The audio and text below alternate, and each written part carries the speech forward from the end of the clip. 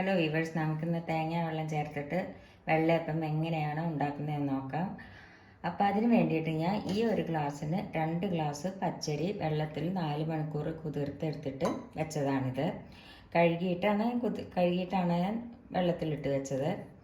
പിന്നെ അതിലേക്ക് വേണ്ടത് ഒരു 2 നാളികേരത്തിൻ്റെ വെള്ളത്തിൽ പഞ്ചസാര ഇട്ട് വെച്ചിട്ട് രണ്ട് ദിവസം വെളിയിൽ വെച്ചിട്ട് എടുത്താണിത്.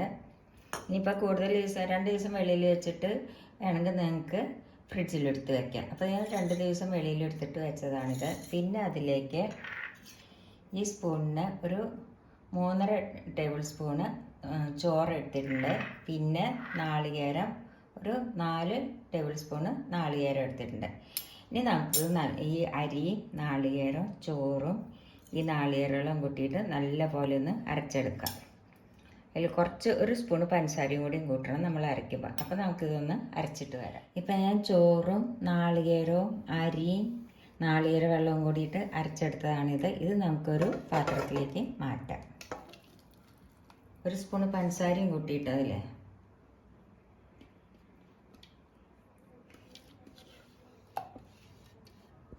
ഇനി ഇത് നമുക്ക് കൈ കൊണ്ട് നല്ല പോലെ ഒന്ന് ഇളക്കി കൊടുക്കാം.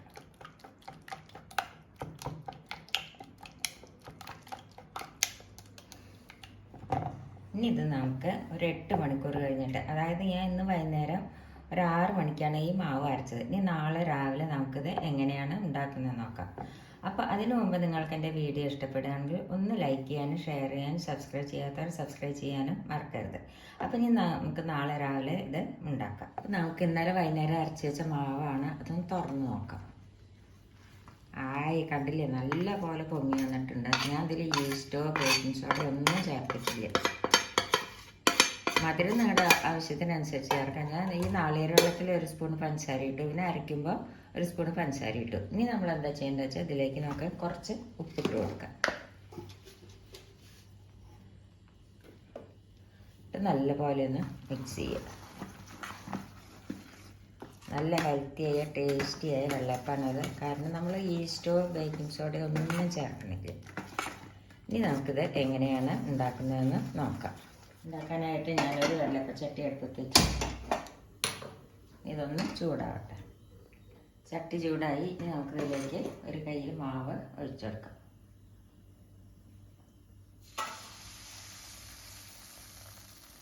ഇതൊന്ന് ചുറ്റിച്ചെടുക്കട്ടെ.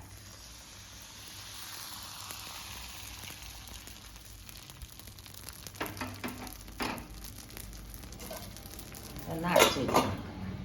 നമുക്ക് തുറന്ന് നോക്കാം. കണ്ടില്ലേ, എത്ര സോഫ്റ്റായ നല്ല വെള്ളയപ്പം കിട്ടി. ഇതിൽ നമ്മൾ ഈസ്റ്റോ ബേക്കിംഗ് സോഡ ഒന്നും ചേർക്കാത്ത നല്ല സോഫ്റ്റായ വെള്ളയപ്പാണ് കിട്ടിയിരിക്കുന്നത്. നമുക്ക് ഒരെണ്ണം കൂടി ഇതേമാതിരി ഉണ്ടാക്കാം.